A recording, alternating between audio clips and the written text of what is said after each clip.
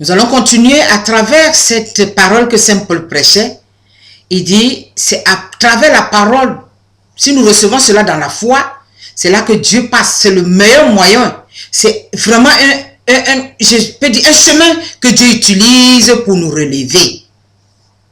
Donc, on ne doit pas négliger la parole de Dieu quand c'est donné. Il faut méditer cette parole-là, même si ça tarde peut-être à se réaliser, comme peut-être nous on veut. Mais ayons un peu les yeux de la foi au lieu des yeux de chair. Parce que quand la foi est là, les écailles tombent de nos yeux et on voit comment la parole de Dieu est en train de faire son effet. Parce qu'il a dit sa parole ne retourne pas à lui sans atteindre le but qu'il a tracé. Hein.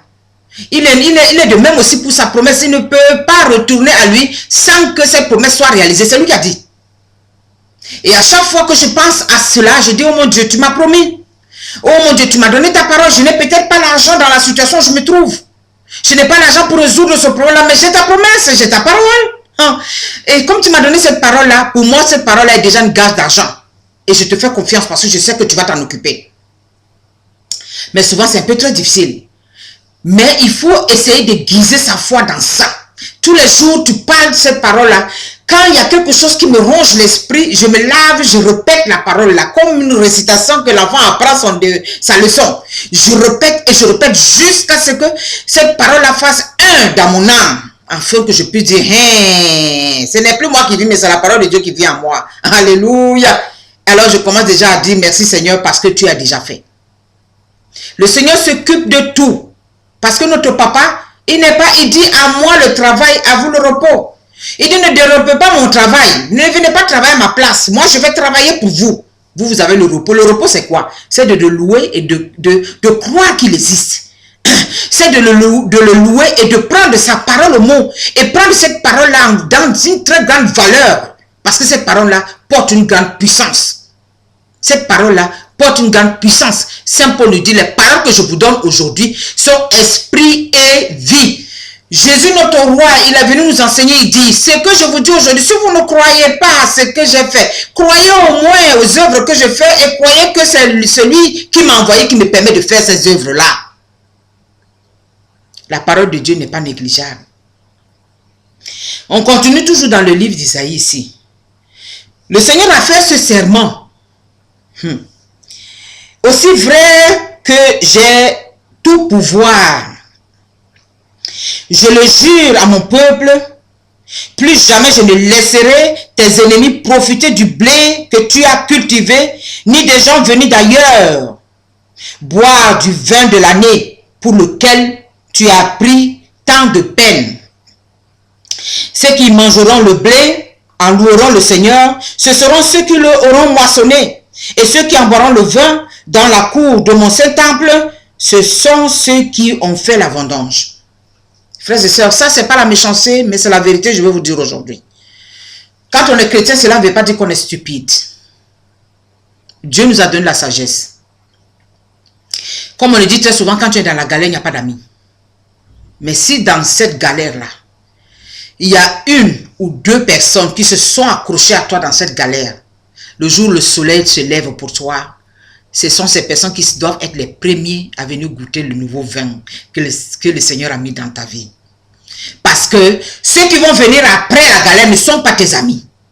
Ils ne sont que des profiteurs. Et le Seigneur dit ici, je vais m'en occuper moi-même personnellement. Je le jure. Pour que Dieu jure à quelque chose, c'est que c'est très important. Parce que dans cette vie d'aujourd'hui, où nous sommes là, nous avons que des profiteurs. Ils sont milliers. Quand tout va bien, tu as tous les amis, tout ton nom est prononcé partout. Ta maison est toujours remplie. Ton téléphone va sonner toute la journée. Mais quand tu es dans les difficultés, c'est rare. Le téléphone ne sonne même pas. Même tes membres de ta famille même, ils te fuient parce que tu deviens un fardeau pour eux. Mais dans ça, le Seigneur met toujours dans le cœur quelqu'un ou une personne ou deux personnes, ou trois personnes, ces personnes-là te suivent dans cette souffrance. Ce n'est pas qu'ils vont venir enlever cette souffrance parce que le Seigneur te fait passer par ce chemin pour glorifier son nom. Quand tu sors dans ça, sois aussi reconnaissant. Retourne-toi vers ces personnes-là, dis, le moment est venu, le festin du Seigneur est venu. Venons, on va festoyer ensemble parce qu'on a souffert ensemble. Frères et sœurs, Ne soyez pas ingrat dans la vie.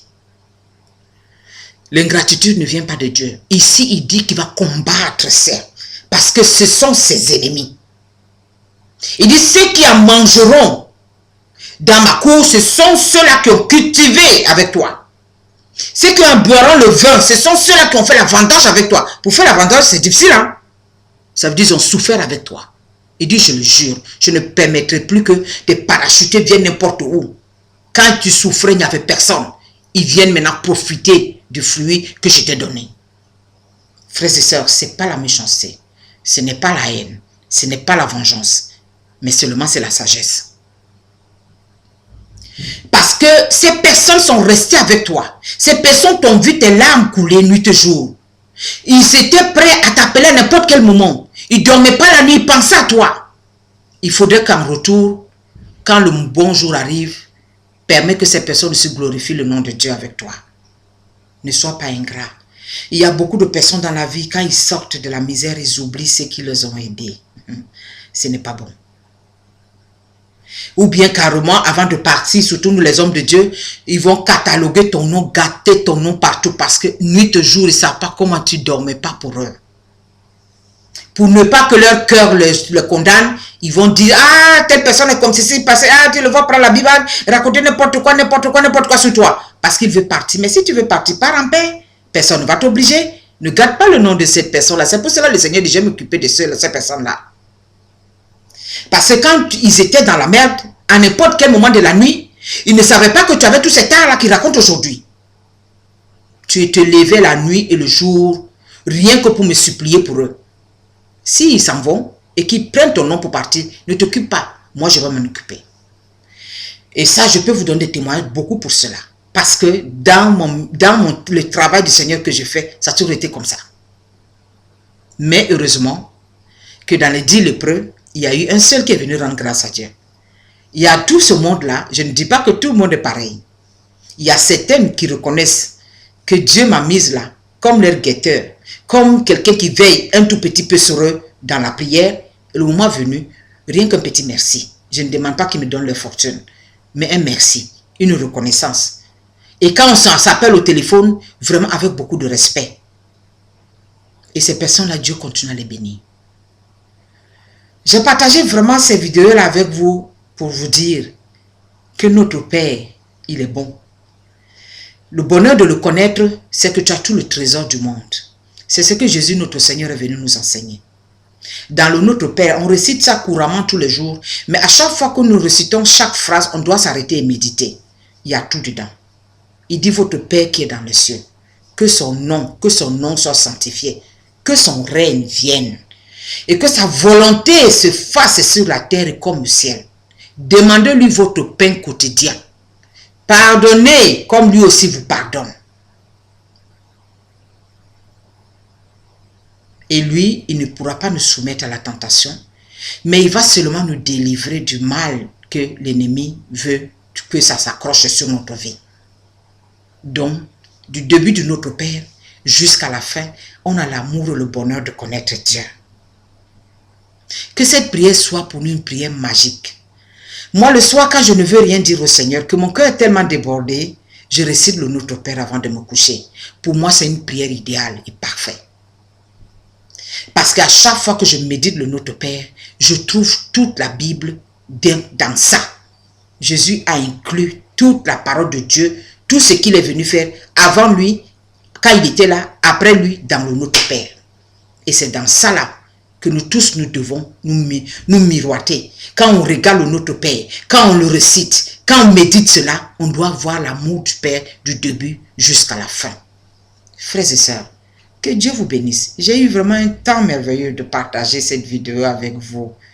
Vraiment, je suis dans la joie, comme vous voyez, hein, parce que le bonheur de Dieu ruisselle dans ma vie et dans la vie de mes enfants.